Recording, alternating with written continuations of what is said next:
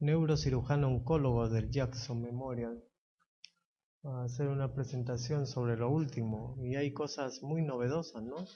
Como las cirugías de paciente despierto, ¿no? En el cual se está operando un tumor, paciente despierto, se le está haciendo una evaluación neuropsicológica al instante, ¿no? Y es una cosa impresionante, ¿no? Si ustedes conocieron la carpa de oxígeno, ¿lo han conocido? ¿Han llegado a escuchar? Antiguamente se usaba carpa de oxígeno, no se usaban ni ventiladores ni nada, no se ponía oxígeno al 100%, le dañaba los ojos a los neonatos, pero bueno, los ponías en carpa de oxígeno, ¿ya? Y lo aislabas totalmente del tórax para arriba.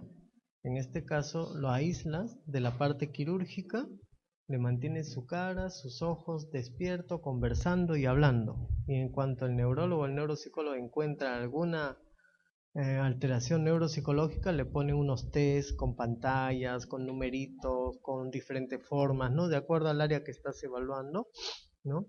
Y si hay algún defecto en algún momento, ya le avisa al neurocirujano, pues, ¿no? Oye, ¿sabes qué? Te estás agarrando de repente la arteria principal de ahí, o estás agarrando tejido sano, ¿no? Entonces le hace ese hincapié. Y es lo que se utiliza, ¿no? De preferencia la cirugía con paciente despierto, ¿no? Yo no soy neurocirujano, pero he visto un montón de eso. Bien, tumores supratentoriales en adultos, ¿no? Entonces, en un paciente, y esto es del doctor Ortiz, ¿no? Cuando uno examina a un paciente, ¿ya? Según los datos del examen anamnésico, un paciente con confusión, delirio, demencia o coma, si el paciente tenía síntomas de enfermedad del sistema nervioso, tales como dolor de cabeza, vómitos y pérdida de conciencia hay que sospechar un proceso expansivo intracraneal. Si un paciente tiene algún tipo de déficit motor o sensorial eh, subagudo, crónico o hasta agudo he visto, hay que pensar en un tumor cerebral. He visto pacientes con metástasis cerebrales que se comportan como problemas de cuadros vasculocerebrales o infarto cerebral agudo, ¿no? Y esto es muy característico y creo que son los principales síntomas que se presentan en tumores cerebrales, que son las crisis epilépticas. Invariablemente un adulto mayor que está debutando con crisis epilépticas, ¿ya? Lo primero es que sea un tumor, ya después se descarga. Si es un adulto mayor que nunca ha tenido nada y debuta con crisis epilépticas, ese es un tumor hasta que no se vea lo contrario. Si es un paciente adulto o joven, ¿no? Joven, adulto, ¿ya? Que debuta con crisis epilépticas, lo primero es el cisticerco, ¿no? Lo segundo, la tuberculosis, el tuberculoma y tercero, tumores, ¿no? Cualquiera que sea el tipo. Bien. La clasificación histológica siempre es un poquito aburrida, ¿no? Pero se divide en los tumores del tejido neuroepitelial, ¿no? O sea, neuronas, obviamente, eh, y del neuroepitelio, los oligodendrogliomas, los gliomas, que son el tejido neuroepitelial corresponde a la neurona y a la glía, ¿no? Neurona y glía, ¿está bien? Lo más frecuente son los gliomas. Hay los oligodendrogliomas, algunos tumores ependimales del plexo coroideo, algunos tumores gliales de origen incierto, tumores neuronales, neuroblásticos, pineales, embrionales. Tumores de los nervios periféricos, ya alrededor del cerebro. Schwannoma, neurofibroma, perineuroma, ¿no? Los tumores malignos de la vaina, ¿no? Y de las células meningias. Los más famosos son los meningiomas, ¿no? Los tumores de células meningoteliales, aunque los hay también las células mesenquimales, melanocíticas, obviamente, ¿ah? Y tumores que no se conoce la histogenia, ¿no? ¿Hay tumores neurales, o sea, provenientes de la neurona? Sí hay. El más característico es el neurocitoma y el neuroblastoma. Son tumores extremadamente raros. El neurocitoma yo he visto uno en mi vida hasta el momento y se describe unos 20 a 50 en el mundo, ¿no? Neurocitoma se llama. Y el neuroblastoma son los tumores provenientes de neurona. El resto y los más frecuentes son los que provienen de la glía. Hay tumores hematopoyéticos, tumores germinales, tumores de la región celular tan famosos, ¿no? Los adenomas hipoficiarios, y los tumores metastásicos. Más o menos en frecuencia, a la cabeza están los meningiomas, seguidos por los gliomas, ¿no? Sobre todo el glioblastoma y el astrocitoma. Si nosotros consideramos que el glioblastoma y el astrocitoma provienen de la glía, entonces con mucho son los más frecuentes, ¿no? Hasta 35%, un tercio de los tumores. Después están otros tipos, tumores de la hipófisis, oligodendrogliomas, linfomas, ependimomas, etc. Los tumores de las células gliales, los astrocitos, se llaman astrocitomas, ¿no? Hay diferentes tipos: fibrilar, pilocítico, el santo astrocitoma pleomórfico. Los tumores de los oligodendrocitos obviamente se llaman oligodendrogliomas, y del epéndimo, ependimomas, de ahí deriva su nombre. La incidencia 5 a 8 por 100.000, ¿no? Son gliomas. Se ve en Estados Unidos 35.000 tumores primarios del sistema nervioso por año. 15 al 20% de los tumores primarios intracraneales, la mitad de los gliomas. Una edad media entre 40 y 50 años, aparece en gente joven, y más frecuente en varones. Produce gran incapacidad, morbilidad y mortalidad, ¿no? Es la tercera causa de muerte por cáncer en varones y la cuarta causa de muerte por cáncer en mujeres, ¿no? En realidad un glioma ya es un cáncer, ¿no? Los síntomas generalmente son causados por efecto de masa, como lo habíamos descrito, cefalea, ¿no? Crisis epilépticas y problemas neurológicos, desde trastorno de personalidad, conducta dado por los tumores frontales, con déficit motor por los tumores que se encuentran en las regiones frontoparietales o profundos en los núcleos basales o en el tálamo. Puede producirse alucinaciones como en los tumores temporales, trastornos de memoria también en los tumores temporales mediales, o trastornos visuales como los tumores de las regiones occipitales, ¿no? Aquí tenemos característicamente un astrocitoma, ¿no? Un grado 2, un grado 4. Esta es una resonancia ya con contraste. Fíjense ustedes el detalle, ¿no? Usualmente un astrocitoma grado 2 es una imagen ya sea hipodensa en tomografía o hipointensa en resonancia que capta contraste. Puede captar el contraste de esta forma, como un anillo, ¿no? O puede ser bien difuso en toda la región del tumor, con un edema circundante. Para diferenciarlo muy bien de un astrocitoma grado 4. Un astrocitoma grado 4 es el glioblastoma multiforme. Característicamente no tiene una forma definida, fíjense ahí, es pleomórfico y tiene múltiples hipointensidades o hipodensidades, ya sea resonancia o tomografía, y capta el contraste en forma periférica. Desde ya uno ve esto, este es el peor tipo de tumor que existe en el cerebro, ¿no? Un glioblastoma multiforme. La mortalidad, el 50% sobrevive a 8 meses, ¿no? Es muy maligno y recidivante sobre todo. Acá vemos esto por estas características a nivel del tronco cerebral, a nivel de la protuberancia intraparenquimal. Es un tumor, un astrocitoma grado 2. Pero si lo vemos acá ya pleomórfico, en la región occipital, que produce síntomas visuales usualmente, es un tumor ya en rango de glioblastoma multiforme. Pueden aparecer pacientes, fíjense acá, este es un paciente que yo vi en emergencia alguna vez, que vino por cuadro vascular aparente, y siempre o casi siempre nos ocurre, ¿no? Oiga señor, ¿por qué trae sus papás? No, es que desde ayer no mueve el brazo. Uy, un infarto cerebral, tratamiento, Después ves la tomografía. Oiga señor, ¿realmente de cuándo no puede mover el brazo? No, doctor, hace un mes, pero ya pues, le traigo emergencia, ¿no? En el seguro pasa eso, ¿ya? Entonces, usualmente, a veces el paciente o el familiar nos oculta los síntomas, ¿no?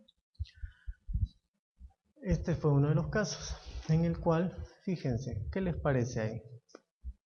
¿Un astrocitoma de grado bajo o de alto grado? Alto grado, ¿no? Fíjense las características. Lesiones necróticas múltiples, captación de contraste en forma heterogénea, bordes, si bien están definidos, pero no tiene una forma adecuada, no es redondito, nada de eso, ¿no? Y con el edema, por supuesto, vasogénico en dedos de guante, ¿no? ¿Ya? Y ahí está, bueno, en vivo un tumor, ¿no? Como es, con gran vascularización. El oligodendroglioma forma el 5% de los tumores cerebrales primarios, solo el 6% son malignos, la evolución muy buena, aparece en gente joven como nosotros. Bueno, ustedes son más jóvenes que yo, ¿no? ¿Qué se ríe? Pues se ríen, ¿ya ven? La localización más frecuente, hasta 85%, es frontal. Generalmente son frontales, ¿no? Y las características que lo diferencian con cualquier otro tumor es que tiene calcificaciones, hasta un 70%. Y no son grandes, llegan a ser pequeños. Este es el más grande que he podido encontrar en la literatura, ¿no? Pero usualmente están acá, son pequeñitos, no producen mucho edema, no hacen efecto de masa. El paciente debuta fundamentalmente con crisis epilépticas, ¿no? Más que todo. Los ependimomas, como su nombre lo dice, son tumores del epéndimo, más frecuentes entre 0 y 4 años, localizados en el cuarto ventrículo, donde está acá, ¿ven? El cuarto ventrículo. Reconocen esto, ¿no? La protuberancia, ¿sí? La arteria basilar acá, el cerebelo, el puente, ¿no es cierto? Con los pedúnculos cerebelosos, y este es el cuarto ventrículo. En lugar de cuarto ventrículo hay una lesión ahí que capta contraste en forma homogénea, ¿no? Es un ependimoma. Un ependimoma es un tumor benigno hasta cierto punto, ¿no? Pero que puede migrar hacia abajo. En los adultos se presenta como un síndrome de cola de caballo, son malignos 10 a 15%, 50% presenta imágenes calcificadas, ¿no? Tumores infratentoriales en adultos, 13º lugar en frecuencia, en Estados Unidos una incidencia de 4.8 a 10, tasa de mortalidad 6.5 por 100.000. Los schwannomas, meningiomas y glioma de tronco, ¿no? Hace 4 años tuve una señora que comenzó a debutar con vértigo, ¿no? Vértigo, pero un vértigo como inestabilidad, se iba por el cuerpo para un lado.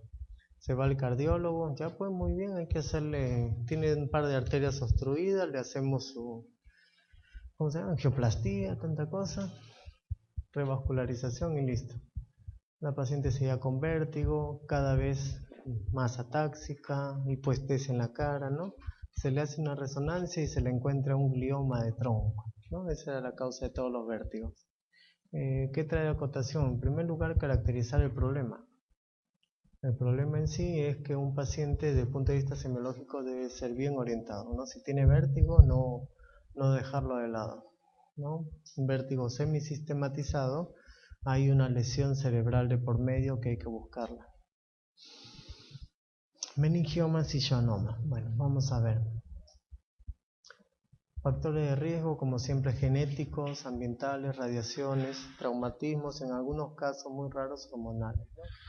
Clínica, fundamentalmente los de fosa posterior, alteración de la coordinación, ataxia, ¿no? Alteraciones visuales, dismetría. Schwannoma del acústico. Usualmente son unilaterales, 5% son bilaterales y asociados a neurofibromatosis tipo 2. El origen en la división vestibular del octavo par craneal, predominio entre la quinta y sexta década de la vida. Aquí está, este es el ángulo punto cerebeloso. En la clínica usualmente da síntomas ópticos, hipoacusia. Hay una fase neurológica en compromiso de quinto y sexto par. También produce vértigo, ¿no? Produce una fase de hipertensión intracraneana. Son de crecimiento lento y comportamiento benigno. ¿Y acá pueden ver algo o no? ¿Mm? ¿Qué se ve? Si es una tomografía de fosa posterior, que reconocemos los lóbulos temporales, las órbitas, el nervio óptico, el cerebelo, ¿no? El hueso occipital, acá está la protuberancia, y lo primero que vemos ahí es algo que no vemos. Y algo que no vemos es el cuarto ventrículo.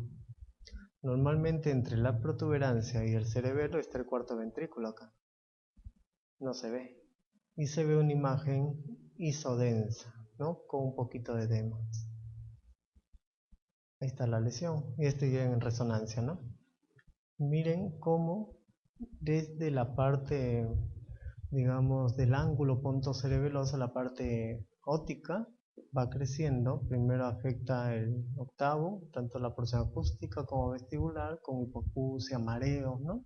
Vértigo semisistematizado.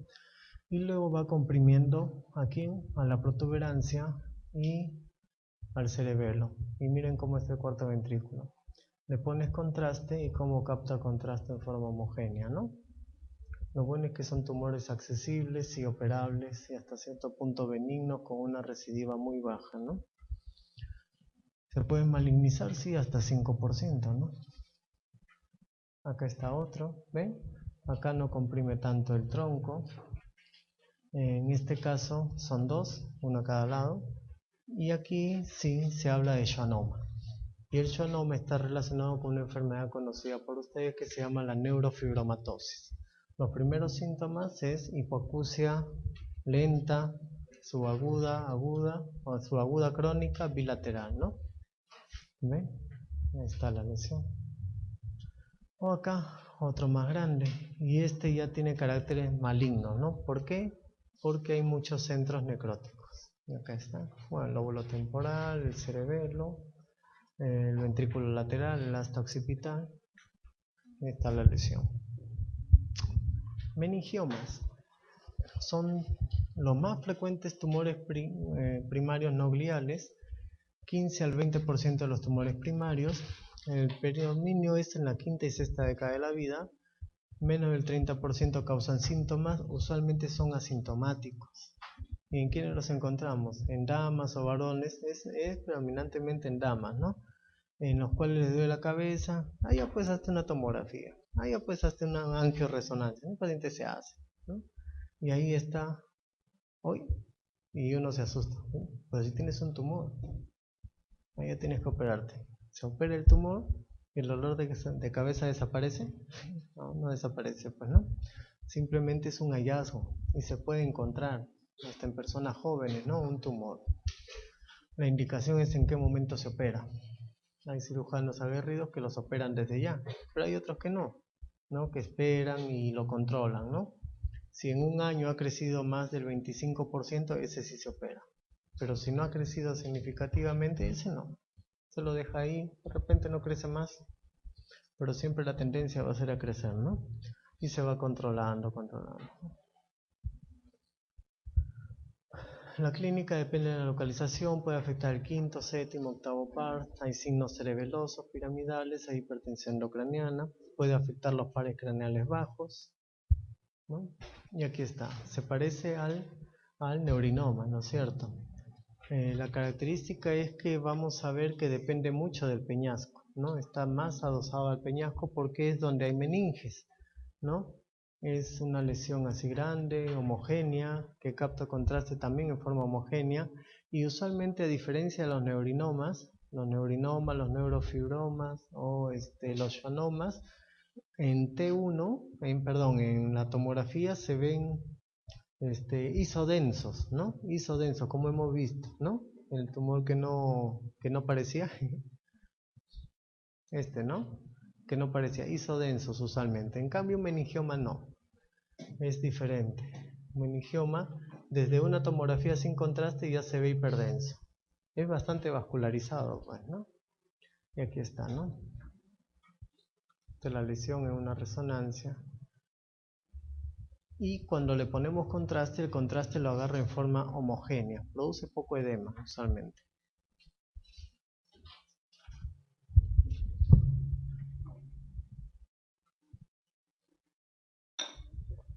Los gliomas de tronco, ¿no? El 20% de los tumores primarios del sistema nervioso, ya lo habíamos visto, ¿no? Pronóstico siempre va a ser malo. Tasa de supervivencia 20%, 40% arañando, ¿no? Evolucionan a glioblastoma. Mire, ve, del tronco cerebral y esto todo amarillo, todo lo que está acá es el tumor.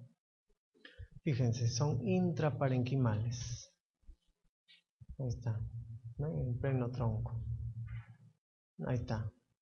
Característica, captan el contraste como si fuera un anillo pleomórfico, no tiene una forma definida, con centro necrótico y con bastante edema, ¿no? Este paciente por lo menos está en coma, ¿no es cierto? Acá estamos en región de bulbo, sobrevivencia 0, ¿no? Los adenomas hipoficiarios son 7 a 10% de los tumores primarios, generalmente en hipófisis. La mayoría de tumores son no productores, o sea, no funcionantes, no productores de hormonas. Dentro de los productores de hormonas, los principales son los prolactinomas, los más frecuentes, 27%.